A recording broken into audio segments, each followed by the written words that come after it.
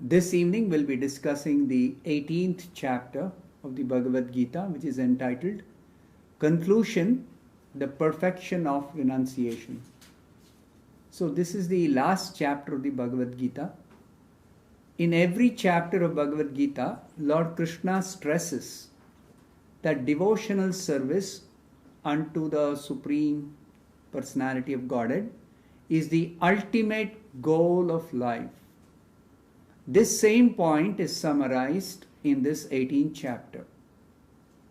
In every scripture, every Veda, devotional service is the objective. That is explained in Bhagavad Gita. So this chapter begins with a question by Arjuna. Since the Gita stresses renunciation of material activities and engagement in spiritual activities, Arjuna asks Krishna to explain definitively the purpose of renunciation and the purpose of the renounced order of life. Renunciation is called tyaga. Renounced order of life is called sannyasa. So Arjuna is asking Krishna, please tell me what is the purpose of tyaga, what is the purpose of sannyasa, what is the purpose of renunciation, and what is the purpose of the renounced order of life. Now Krishna's reply to this most important question by Arjuna is there in the rest of the chapter. This is the biggest chapter in the Bhagavad Gita because it summarizes the contents of the entire Gita. The first 17 chapters, what was discussed, is summarized here. So we'll be doing this chapter in 2 sessions, today and tomorrow. So today I will cover about half the chapter.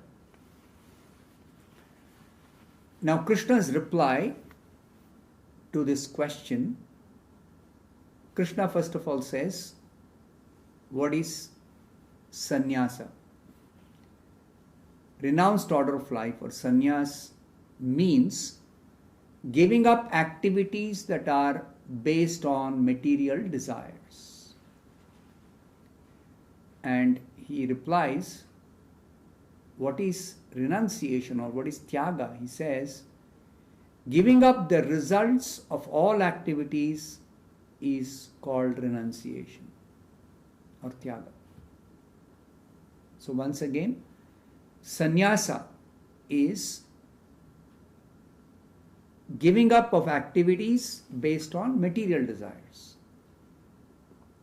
And tyaga or renunciation means to give up the results of all activities. Now Srila Prabhupada explains Krishna is essentially telling here the performance of any activity for the sake of enjoying the results has to be given up. This is the instruction of Bhagavad Gita throughout. But activities which are meant for spiritual advancement, they should never be given up. Now, what is the reason Krishna is telling this? Because it was explained earlier, work should be done as sacrifice to avoid bondage. Sacrifices are mentioned in the Vedas. But in the Vedas, there are many different types of sacrifices which are mentioned. So, some of the sacrifices are meant for attaining a good son or attaining the heavenly planets, etc. Some material gain, some material benefit. So here Krishna is telling sacrifices like these, which are meant for getting some material benefit, they have to be stopped. They should not be performed. However, there are other types of sacrifices mentioned in the Vedas which are meant for purification of our heart, which are meant for spiritual advancement. Such sacrifices should not be stopped.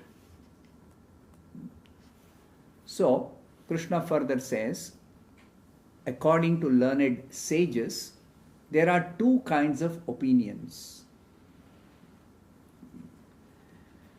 One set of learned sages say, all kinds of material activities are faulty and therefore they should be given up completely.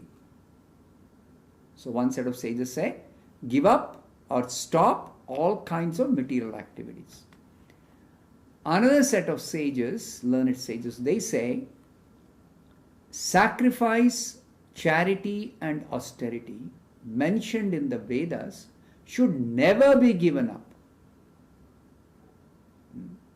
So there seems to be a controversy here regarding what is mentioned in the Vedas as regards sacrifice or charity or austerity.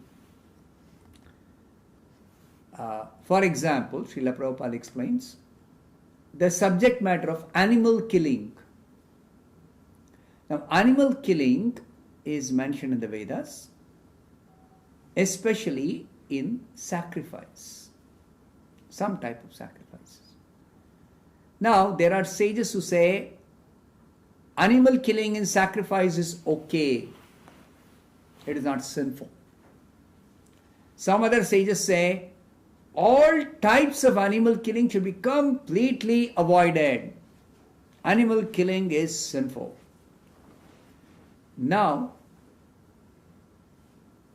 Srila Prabhupada explains that why do they say that animal killing in sacrifice is okay? Because if a sacrifice is performed with the help of a qualified priest, then the animal which is killed for offering in the sacrifice is revived after the sacrifice.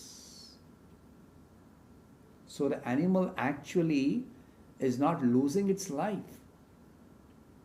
Or in some cases, the animal which is killed and the sacrifice performed by sacrificing the animal in the fire, sacrificial fire, that soul gets immediately the next birth as a human birth. So the soul is promoted to the human form of life immediately. So that is also very, very, very, very beneficial for the soul in that animal body. So it is in this light that animal killing in sacrifice is said in the Vedas to be okay, not sinful. But when some sages say that animal killing is highly sinful, you should not indulge in any type of animal killing, what they are meaning is that to find a qualified priest who can chant the mantras in such a way that the animal which is sacrificed will be either revived after the sacrifice or will be promoted to the human birth, those type of qualified priests are very, very rare to find, especially in this age, in this Kali Yuga, in the present age. Therefore, they say animal killing is sinful. If the animal is not revived after the sacrifice, or if the animal is not promoted to a human form or human birth immediately after the sacrifice, then the animal killing is definitely sinful. So now this clarification now Krishna is going to give regarding sacrifices, charities performed, or regarding austerities done according to the Vedas.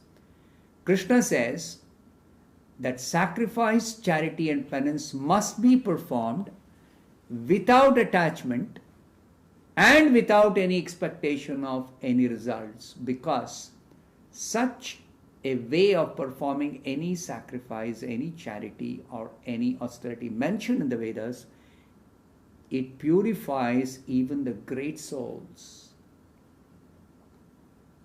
So, the purpose of any sacrifice, any charity or any penance, any austerity should be purification of the soul. And to purify the soul, such sacrifice, charity or austerity must be mentioned in the Vedas. It should be done without any attachment, and it should be without any expectation of any kind of results for the performer. So regarding renunciation, Krishna next speaks about renunciation, sanyasa. Tyaga. Tyaga means renunciation. He says renunciation, there are three kinds of renunciations according to the three modes of nature. We have understood there are three modes of material nature: goodness, passion and ignorance, sattva, rajas, tamas. According to this, there are three kinds of renunciation. So first he describes what is renunciation in the mode of ignorance. Tamasic renunciation, tamasic tyaga. What is that? Giving up prescribed duties because of illusion is called tamasic tyaga. Then next he describes renunciation in passion, or rajasic tyaga, renunciation in the mode of passion. What is that kind of renunciation? Giving up prescribed duties out of fear, or giving up prescribed duties as troublesome. It's like people many times, some Vedic injunctions, scriptural injunctions, they don't follow because it's very big botheration. Just like scriptures say, to practice spiritual life, rise early in the morning. But especially nowadays, because people, due to different reasons, they work late in the night or they work very hard, they're unable to get up early in the morning, so they don't rise early in the morning for any spiritual activity. They think it's troublesome. So such kind of giving up of prescribed duties out of the idea that it is troublesome, such a renunciation is called renunciation on the mode of passion. And then what is renunciation in the mode of goodness or sattvic renunciation? When one performs prescribed duties with regulation, giving up all material association and attachments to the results, such a renunciation is said to be renunciation in the mode of goodness. That's what Krishna described earlier, that any sacrifice, charity or austerity also should be done without any attachment and without any expectation of any result. Same way, renunciation, which is in mode of goodness, is performing prescribed duties, not stopping work, but performing one's prescribed duties as given in the scriptures, giving up all attachments and without any expectation of any results for oneself. This is renunciation in the mode of goodness. And this type of renunciation is recommended by Krishna, renunciation in the mode of goodness. Not renunciation in the mode of passion or ignorance, no. So, now regarding a person who is a sanyasi, or one in the renounced order of life. Krishna says, an intelligent renouncer in goodness has no doubts about his work because he is neutral to inauspicious work and auspicious work. He doesn't discriminate.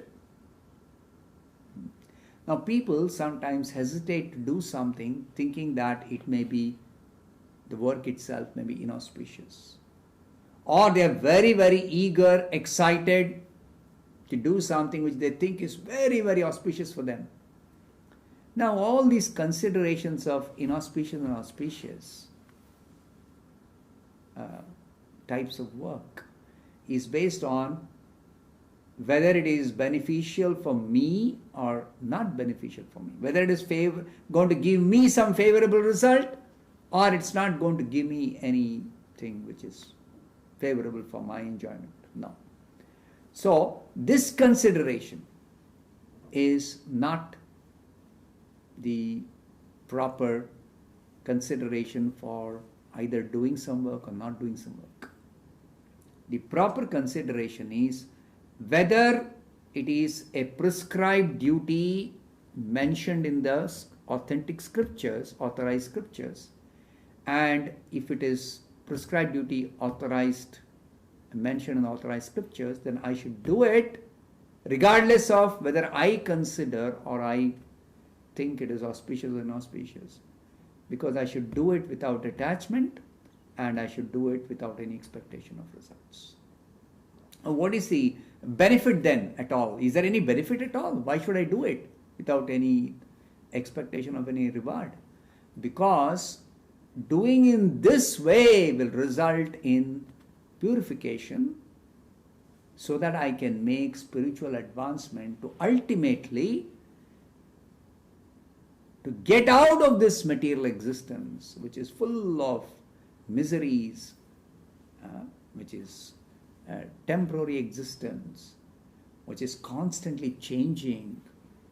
Nothing is permanent. I can get out of this material existence, material world, and go to Krishna's personal abode for eternal life, full of bliss, full of knowledge, permanent, eternal existence. So that is the reason why there are prescribed duties. Prescribed means you must do it. And you must do what is said there. There is no question of whether it is favorable for you or unfavorable for you, whether you get what you desire or you don't get what you desire. No. So not everybody is actually situated in proper, perfect knowledge about what is the aim of life, what is the ultimate goal to be achieved when we have this human form of life. The Vedas are meant for human beings. So the Vedas are recommending specifically some duties to be performed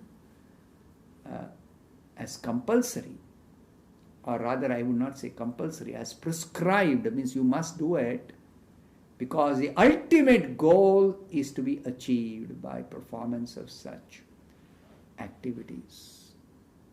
But while doing such activities, if the desire is there that I may get something for my enjoyment now, then we may miss the ultimate goal, or we may not do the activity according to the recommendation in the scriptures. We may do it in a different way than what it is supposed to be done. And then the ultimate goal is missed, or we do not make spiritual advancement. So that is the danger. Therefore, prescribed duty should be done exactly following the rules and regulations as it is said in the scriptures for the ultimate goal of attaining Krishna's personal abode at the end of this life, and not becoming bound up in this material world. Now, one important thing Krishna says is that renunciation doesn't mean stop all kinds of activities. Doesn't mean stop all kinds of activities. Because already it's explained in the 3rd chapter by Krishna that nobody can be inactive even for a moment.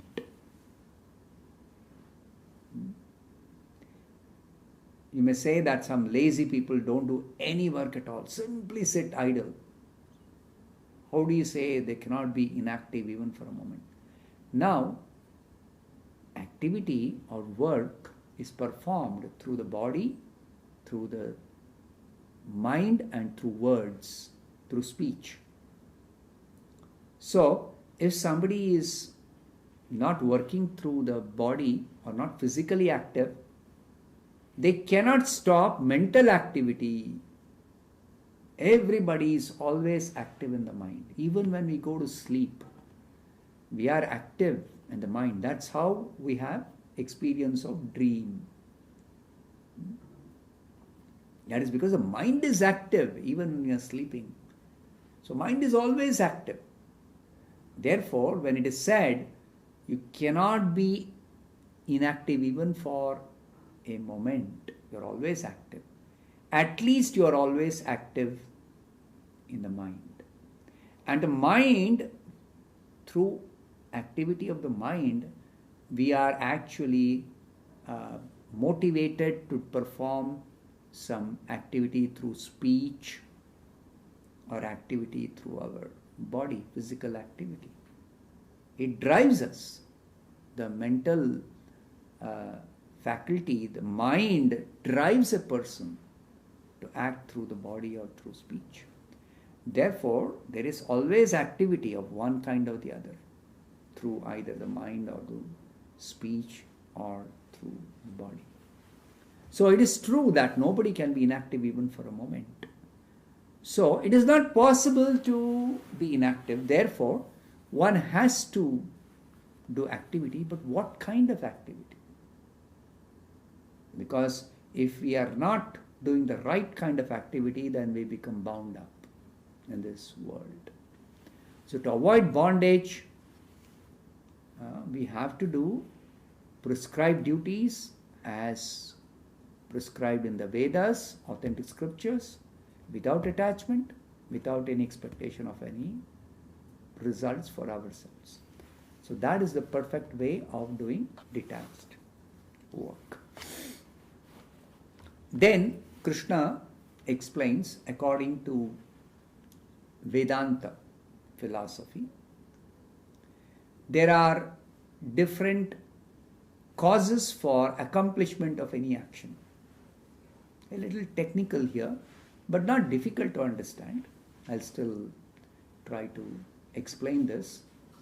That there are 5 factors for accomplishment of all action. Any action to be successfully done or performed requires 5 factors.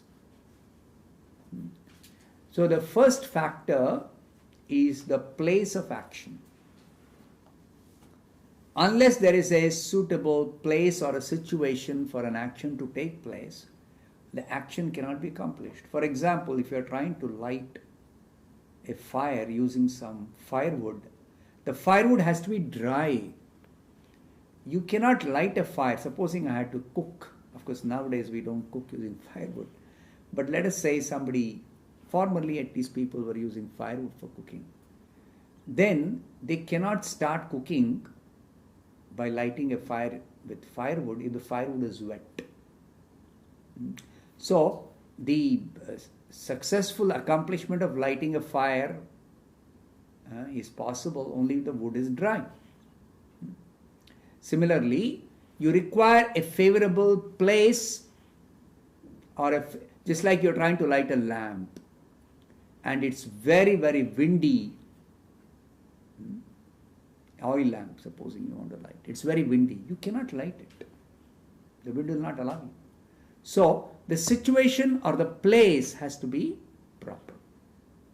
Then the performer, there has to be a performer, a person who does the action. Without a performer, no action can take place. And the various senses which are described as the instruments, just like if I had to do some work, I have the working senses. Every person has got hands, legs, the organ of speech. These are our working senses. So a person wants to lift something, he requires hands. He has to use his hands. So similarly, it is explained here, the senses, the instrument senses are required, the instruments are required. And the different kinds of endeavor, cheshta, different kinds of effort for different kinds of activity. Just like if somebody wants to do a painting, they should be able to actually do that painting with some skill. A particular type of endeavor is required for painting. Another type of endeavor is required for typing. Another type of endeavor is required for maybe operating a machine to do something. So, like that, different kinds of endeavors are there for different kinds of activities. And ultimately, this fifth factor, many people miss out, is the super soul, Paramatma, whose sanction is absolutely required for accomplishment of any action. If he does not sanction, then the action will never be accomplished. So people sometimes wonder, what did I do wrong? Why was I not able to successfully do something? Now they may consider one or two or three or four factors, but they miss out the fifth one. So Krishna is pointing out, right or wrong, whatever a person does, by body, by mind, or through speech, it is possible to do the activity only if all the five factors are favorable. Otherwise, it's not going to happen. Action is not going to take place. So most important is the sanction of the Supreme Lord as Paramatma, as Super Soul.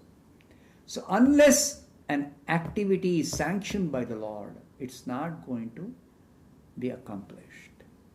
No matter what other efforts or endeavors or arrangements or skill you may have, whatever you arrange, however nicely you want to do, however expert you may be, it's not going to happen if the sanction of the Super Soul is absent. So therefore, an intelligent person considers, if he wants to be 100% sure that he'll accomplish some action, then he understands that what should be attempted to be done should be according to Krishna's own directions, what should be done. So Krishna's directions are given in the Vedas.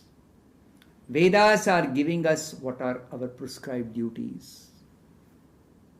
Therefore, performing prescribed duties is guaranteed success, both in terms of accomplishing the action and in terms of getting the ultimate result or the desired goal of life. The desired goal of life, ultimate goal of life, is to get out of this material bondage, material entanglement in this world, and to go to our original home with Krishna, in Krishna's personal abode, where we belong actually. So that is accomplished, 100%. Success is achieved by doing prescribed duty. That's why Krishna says, perform prescribed duties as given in the Vedas. Because Vedas are given by Krishna. That's why. And Krishna is the ultimate sanction. Now somebody may say that there is a person who wants to do something very, very wrong or bad.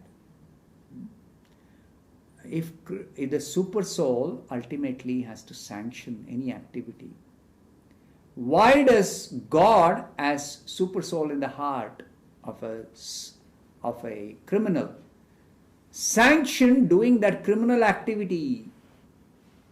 Simple, no? God can clean up this whole world simply by not sanctioning any criminal activity, because ultimately the action won't take place. Supposing I want to harm somebody, can I harm if super soul does not sanction? No, I cannot. So that will be very nice, no? Very neat, no? No. There are considerations. Which activities the super soul will sanction and which activity the super soul will not sanction. It is not so simple consideration that all good activities, he'll say, very good, you should do good activities. So if you desire or if you want to do something good, I will say, okay, you can do it.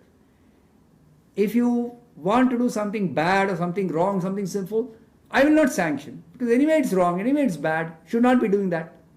It's not that simple. Why? Because we should remember, we have come here, or we have been forced to come here. It's not out of choice that we have come here. We have been forced to come here. Because we desire to be independent of Krishna. We desire to do things without any consideration of whether Krishna prescribes that or Krishna does not prescribe it. Or we want to be just forgetful of Krishna. Or we want to be independent of Krishna. Or we want to imitate Krishna. Different reasons like this are mentioned in the scriptures. Why we are forced to take birth in this world. So, under such circumstances, even though Krishna's sanction is required, whatever anybody wants to do, even in this world, still his sanctions happen according to certain laws. They're called the laws of karma. So according to the laws of karma, whether good activity or bad activity, sinful activity or pious activity, that which is sanctioned, that which is prescribed in the scriptures, or that which is against scriptural injunction, whatever anybody wants to do, if that doer or performer of the action is not a devotee of Krishna, then Krishna does not personally involve in sanctioning. The sanction happens according to the laws. So the laws of karma, according to the laws of karma, everybody is able to do some activity, all those who are not devotees of Krishna. The vast majority of the people in this world are not devotees of Krishna. So, the vast majority of the people, they are able to do some activity or not do any activity based on their karma, based on the laws of karma. The laws of karma state that according to whatever punya I have accumulated, I can do certain things, and according to whatever papa I have done, I am forced to suffer that which I do not like.